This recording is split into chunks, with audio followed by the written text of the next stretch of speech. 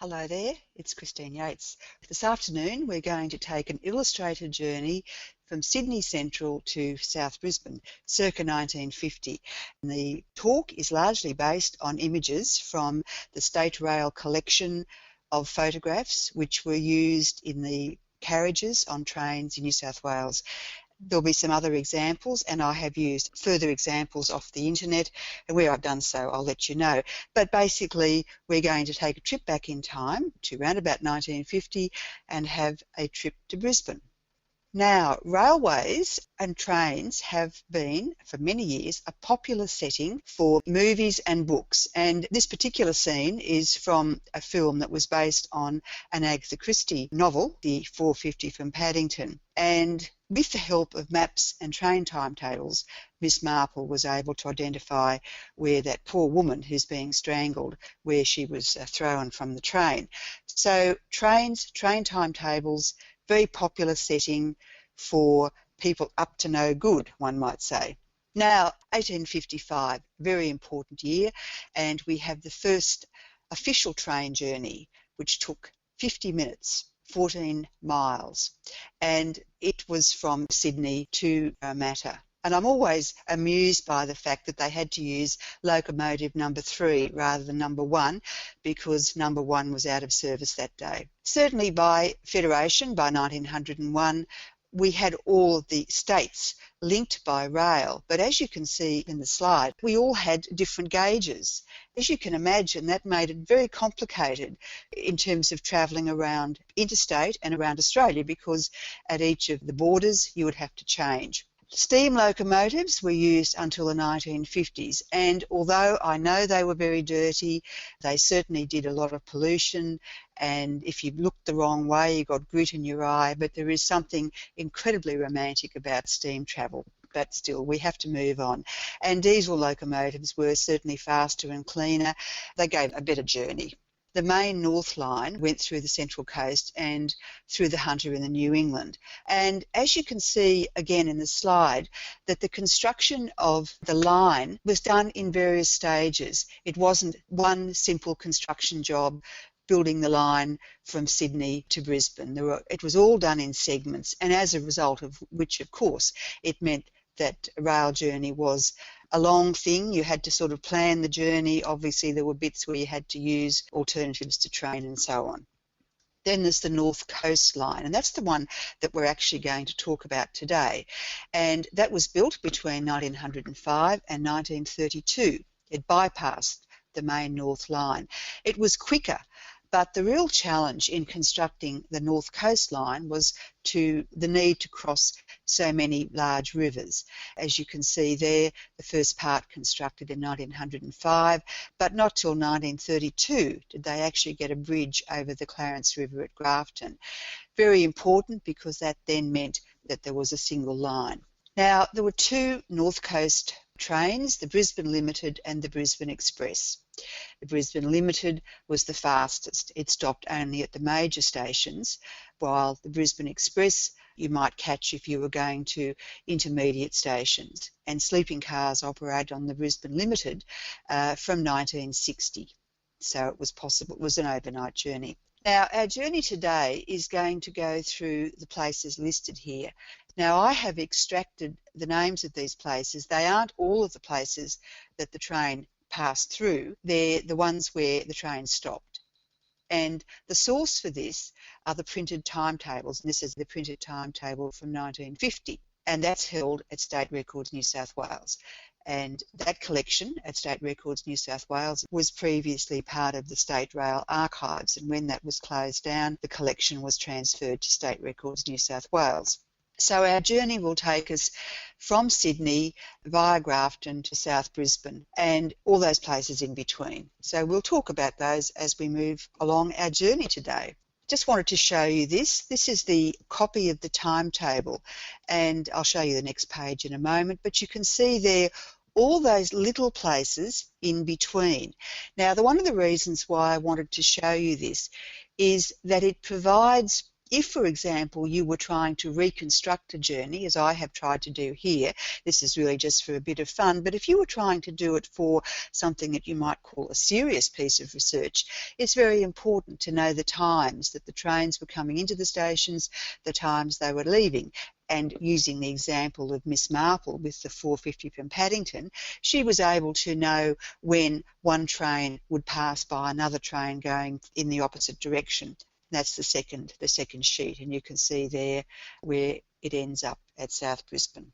But for the really serious aficionado looking at train timetables, you should look at the working timetables. Now, these were used only by railway employees, but of course these days they're open to public access. Any researcher can come in and have a look at them, and they contain details for both passenger and freight trains. But they give incredible detail about each journey, and it would be they that I would use, for example, if I was going to construct a work of fiction, a play, a film, if I was making a film, that I would use that because it gives all those extra bits of information there, railway bylaws, shunting arrangements, speed restrictions, and details about holidays and public events. Those records too, they're at State Records.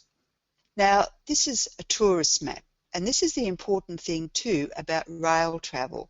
These days, I certainly enjoy rail travel, but so many people, if they're thinking of a holiday, will fly there. But before the days when it was so easy to travel by plane, there were tourist arrangements involving rail journeys, and the New South Wales government particularly promoted that.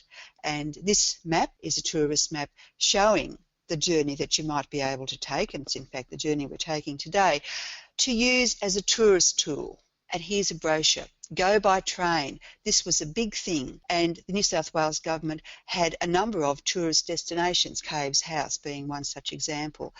And we'll see that in 1938, the management of the Tourist Bureau, which was a government agency, was transferred to the Department of Railways.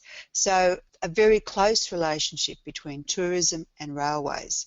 So a train journey was one of the ways that you went around, saw places, but of course people caught the train to get from point A to point B. It wasn't just for tourism. Now, fares, and they're pounds, shillings and pence, and the one that I've highlighted there with the arrow, the second class fare, £7, 6 shillings and 5 pence via Kyogle and to Murwillumbah, that's going to Brisbane. Now, on the Reserve Bank of Australia website, there is something as called a pre-decimal inflation calculator. And by putting in the figure, and I've put in that figure, and I have estimated 1950 because that's the date that we're looking at. The brochure that I used regrettably didn't have an exact date, but we'll assume it's 1950 or thereabouts.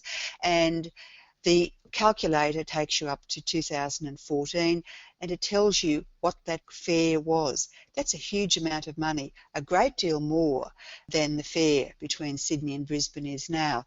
So much for tourism. Interesting to see how expensive it was. Now, the other thing about rail travel, these days, of course, we're spoilt.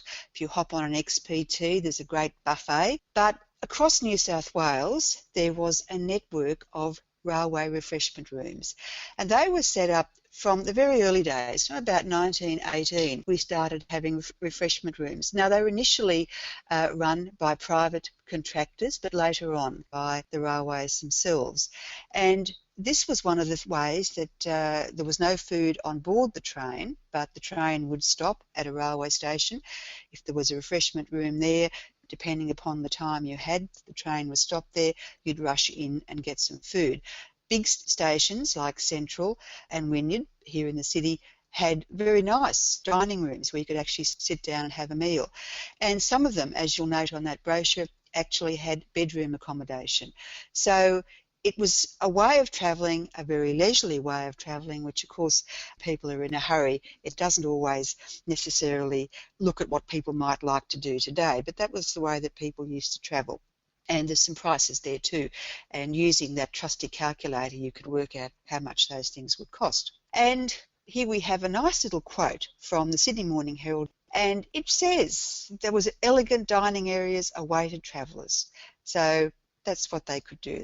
You could stop at the station and have a meal and then get back on without a rush. Sometime, I stress, sometimes. Now, this is blatant self-promotion, and I do apologise in advance, but when I used to work at State Records, and I've been gone from there for almost 3 years, one of the things that I did was a YouTube presentation on railway refreshment rooms, and it can be listened to on YouTube, and it's just a way of promoting the images of the refreshment rooms and a way of promoting the resources that State Records has. Now, the refreshment rooms, this was a stand in the assembly platform at Central, 1920.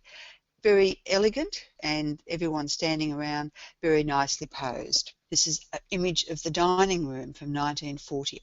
By 1948, they were starting to wind down that rather elegant way of providing refreshments through the refreshment rooms. It tended to be more kiosk style.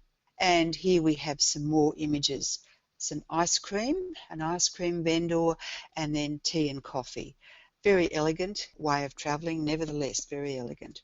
Now, the indicator board, and I have said there where all journeys commence, but that was one of those great meeting places. You had to meet someone at Central, and Central Railway Station these days, of course, in rush hour it is very busy, and probably much, much busier in times gone by, but if you said to someone, meet me at the indicator board, everyone knew where that was, and it stood there for 76 years, 22 vertical panels, and very elaborate system, mechanically operated, so that you could see when the train was leaving, when it was due to arrive, etc. And sadly, and I remember when all this happened in 1982, huge amount of sadness, people very upset, saying, can't you keep it? But no, the then State Rail Authority of New South Wales replaced the indicator board with television monitors, which is what you have now. Not quite nearly as glamorous, but the indicator board has been preserved,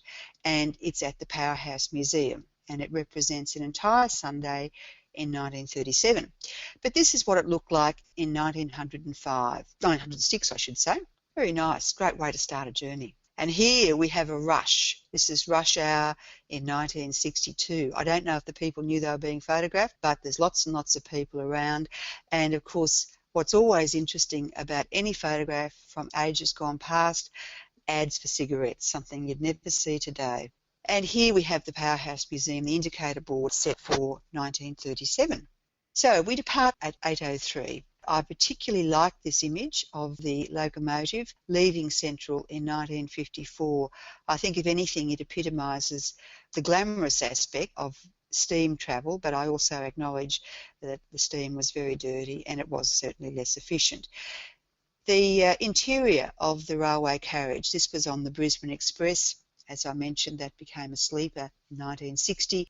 So here again we have some images, and I want to show here just to illustrate that within the train itself, because of that link between tourism and rail travel, when you got into the train there are all these lovely photos, and these are the photos that State Records now has, the photographs that were used in the rail carriages as decoration. And this one is the Federal City Express. It's not going up to Brisbane, but you'll see there the way they've used those photos to make the space look nice, but also I would suggest that it's a way of enticing people to think, oh, I haven't been there, I'll go there next time. And this is a photo that I took in 2013.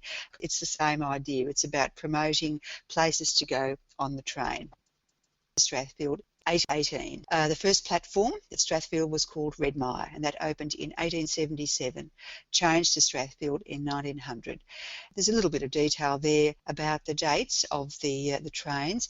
The mortuary receiving facility, as we all know, there was a mortuary station. I haven't included this in this particular talk because it's not really relevant, but it is a lovely structure. I mean, a very sad purpose, but a lovely structure, and that was used to take remains, coffins out to Rookwood after the station, the Devonshire Street Cemetery, closed. But anyway, here we have an example of the locomotive, which is the Garratt, and it's from 1952.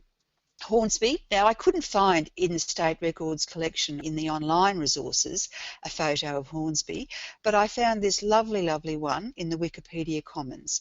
And of course, because it's in the Commons, it can be used. And there it is. It's a lovely sepia image. Now, the Hawkesbury Bridge. Before the Hawkesbury Bridge, there was a single line between Hornsby and the Hawkesbury River.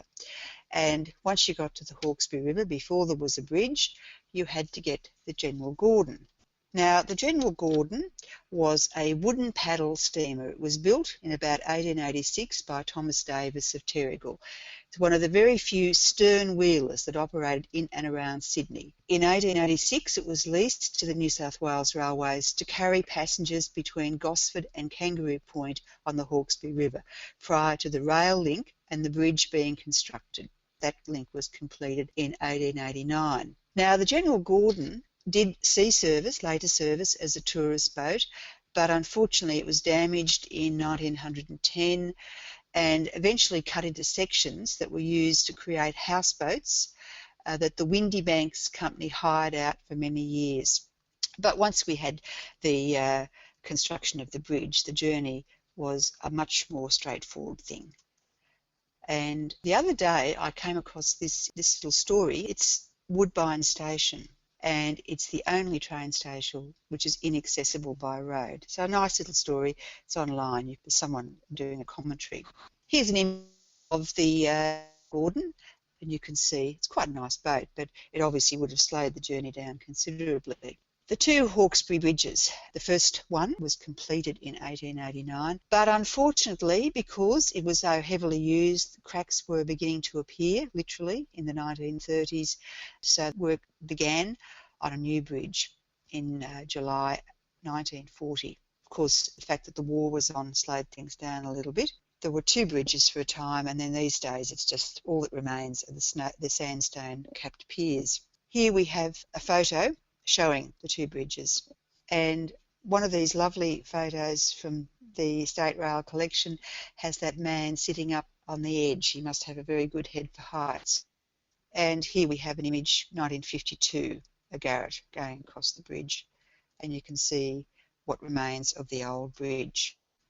Gosford. And of course, one of the great things when the Queen came to visit in 1954 is that she travelled around New South Wales on the train. And there are lots of photos showing the railway stations decorated for the royal visit. It really is interesting to see the effort that they went to try and make the railway stations look interesting and enticing. But Gosford already, and certainly by the period of the 1950s, it was a place, a holiday destination. So for a lot of people, that might have been the end. They might hop off at Gosford, stay at Avoca Beach, very pretty, and they might have a bit of a break there. But there's the railway station, and with those decorations for the Queen's visit. Broadmeadow and Newcastle. Sadly, no more trains coming into the centre of Newcastle, but here we have a great overhead view of the railway station and the trains coming in. So we didn't have very long there. Came into Broadmeadow at 10:57 and departed Waratah at 11:04. Maitland. Now that opened in 1858. So very early on, because we'd had the first rail journey in 1855 and opened as West Maitland, then changed to Maitland. I love this photo. It's got all this movement. Here we have the railways, the whole change in the way that people wanted to travel. There's some horse-drawn vehicles, and there it is crossing over at the level crossing, and waiting there at the platform is the train. So lovely photo and showing changing times. Best way of describing that, I'd say. Unfortunately, as we all know, Maitland gets terrible floods, and the two images here are taken from the collection which is held at the University of Newcastle, which is for State Records a regional repository, and this is from a collection, the Norm Barney Photographic Collection. It's a really lovely collection of photographs. That's really is awful looking at those trains. They're all inundated. Dreadful floods. Dungog. This is one of those most extraordinary accidents. A young woman posed beside the locomotive which has fallen over. It's been completely derailed. This is at Dungog. Nobody hurt, thank goodness. And it was buried in a large coal heap with the milkman on top, unoccupied carriages, completely broken. Gloucester, very, very pretty spot. And again, these images from the State Rail collection. Pastoral area, Gloucester, named by Robert Dawson, who was the first agent for the Australian Agricultural Company, and who apparently, on seeing the area, stated that it reminded him of the Vale of Gloucester in England and was named after both the river and the town. And the Australian Agricultural Company, very important in the history of that area. They had a huge amount of land on leasehold, employed a huge number of people, and their records are at the Noel Butlin Archives at the Australian National University. The history of the Australian Agricultural Company is fascinating. And here we have time to have a cup of tea. We have 10 minutes to have a cup of tea, and so as a result you can see that the staff are lined up to have those cups of tea ready and waiting as you rushed in off the train and had your quick cup of tea back on the train again, because the train wouldn't wait for you. But why not have a side trip to Port Macquarie? Again, a very, very pretty spot, and part of that tourism, Port Macquarie, the Manly of the North, and being promoted as a holiday destination and a place to relax and enjoy yourself. And it's interesting about the Manly of the North, of course, I suspect that this is before the construction of the Sydney Harbour Bridge, and so as a result, getting to Manly, it would have seemed like a holiday trip, because the only way you could get there was really by going across on the ferry. So a nice little brochure, and those tourist brochures are really, they're fun. They're really great fun to look at. So much you can get out of them, from the clothing, the costumes that people wore when they went swimming, and just the scenery itself, the way that places are being portrayed, and particularly in the case of Port Macquarie. And of course, with Wauchope, we think of timber. That was the main industry there, and there was a place up there called Timbertown where they tried to actually promote tourism based on timber. And here, those great big huge logs. Pretty view of the Kindy Valley. So we're going to arrive at Kempsey. We've got 10 minutes here. You see, you don't have very long, but this is the first train to Kempsey. And you can see initially when I had a look at this, I wondered what on earth was wrong with the locomotive. But I see that it's been decorated. It's because this was pretty exciting, the fact that the first train to Kempsey in 1917, so during the First World War. And again, with photographs, as I always say, so much you can get out of them. The idea of decorating the train and just the way that the railway station looked, and of course we've also got across there, you can see those flags flying across there. And here, 1962, great staghorns there, refreshments, but no longer those glamorous refreshment rooms, just a place where you could buy soft drinks, I suppose, and snacks. And here we have the mobile sawmill at Kempsey, unfortunately undated, but a very interesting thing, because it was obviously designed for probably small timber, not large bits of timber, but able to move around. So anyone wanting to document the history of the timber industry, or the timber industry in the area, these sorts of images are very important. And here we have another photo of the bridge. Trial Bay, which is north of Kempsey. Trial Bay these days is seen as being, again, a tourist spot, and the building there is the jail, which has been preserved, thank goodness. 1886 and closed as a jail in 1903, but it was used as an internment camp during World War I. The men working there had to actually work on the breakwater to provide a harbour of refuge for the Department of Harbours and Rivers. So it wasn't just simply a jail where people were locked up. They actually had to work. There's not many examples, as the slide says, loosely modelled on an intermediate prison at Lusk in Ireland.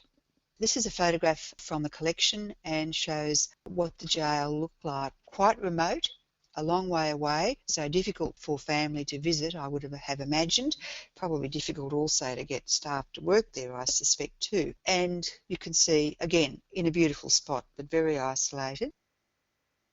State Records has indexed and digitised the photograph description books for the Trial Bay Jail. I only mention that because sometimes people have ancestors who may have spent some time in jail, sometimes people doing family history, and this particular series, they've been photographed from the original, so they are very beautiful. And the building, which is where I've taken the photo, I've superimposed the jail photograph example, is the way that they have done the interpretation at the Trial Bay Jail as it now is. It is a tourist destination, and it's great that it's been preserved and great that it's being used in that way.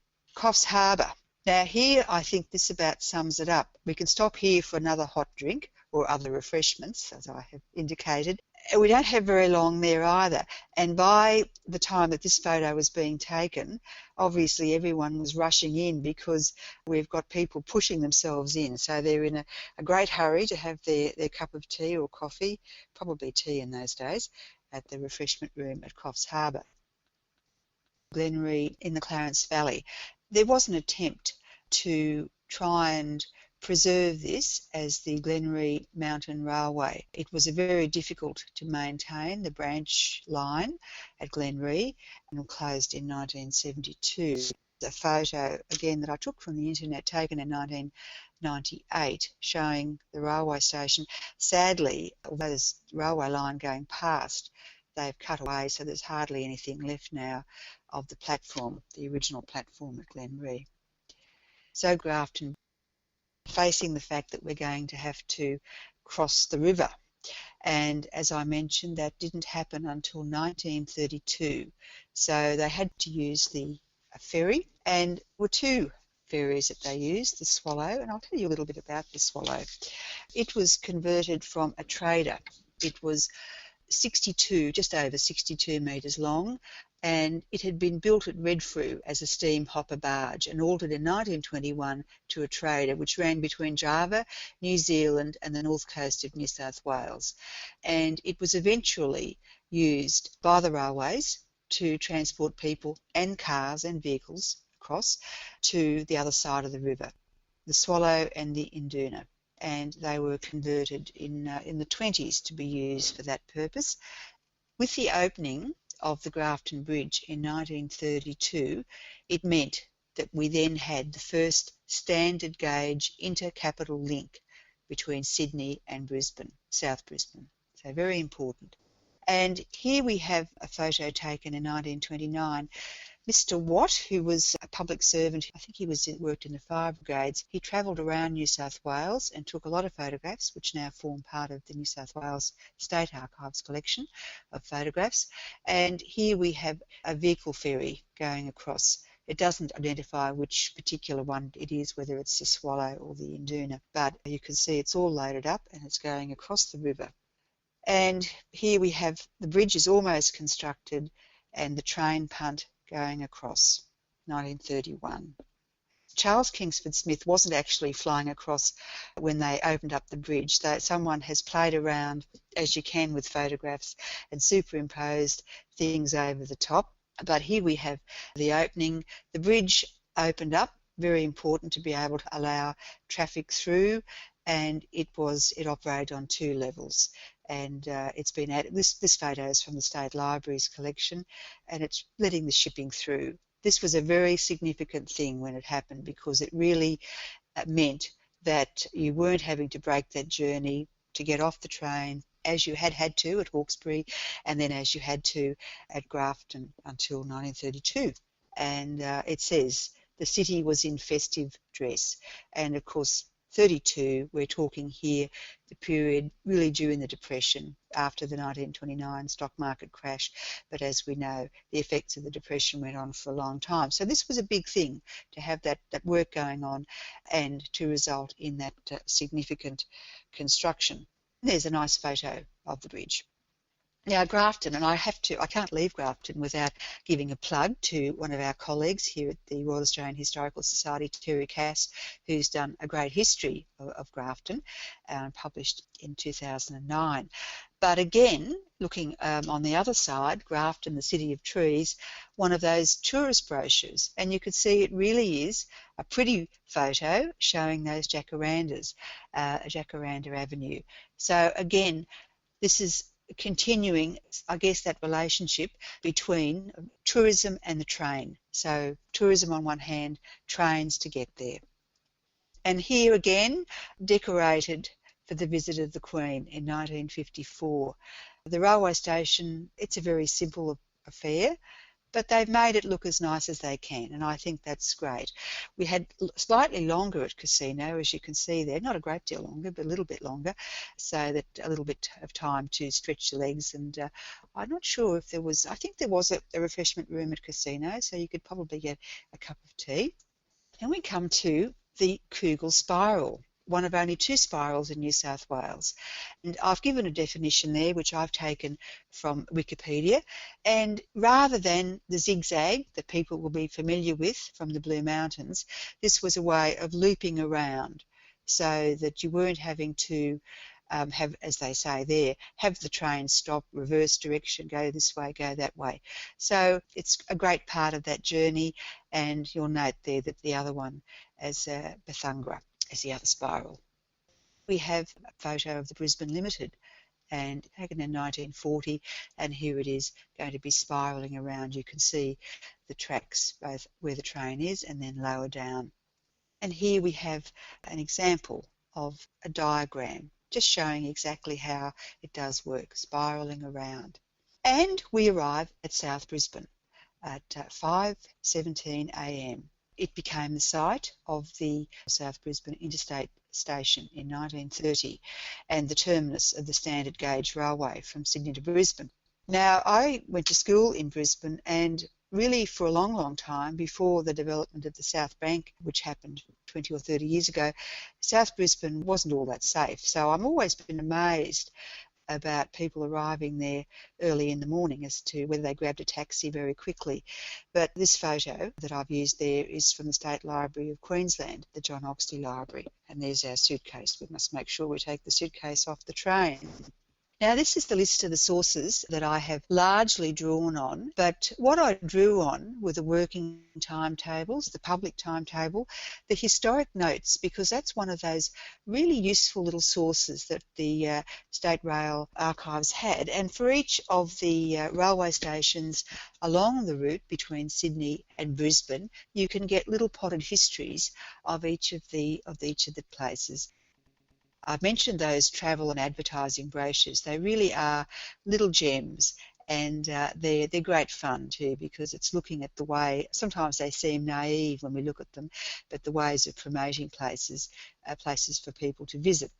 And of course the photographic reference print collection, and that is one of those great resources, and I have largely drawn on that, but not exclusively. The other thing, of course, to remember that with research, the wonderful newspapers that have been digitised that are on Trove, but Trove is a lot more than just the newspapers. It is also photographs, it's digitised copies of records and of publications. So it's also a useful online resource, and we should support it because it's free and it's provided by the wonderful National Library of Australia. And that's not to say that the State Library of New South Wales doesn't also provide some wonderful information, and I did draw on that too for a couple of the images. So they're the main things that I looked at to create a story about how you might travel between Sydney and Brisbane, South Brisbane Station, in about 1950. And it's just a way that one might be able to use the records, but there are lots of other ways that those records can be used. I urge you to look at what is held at State Records. They do have some wonderful resources for the history of a very important part of our history, railways.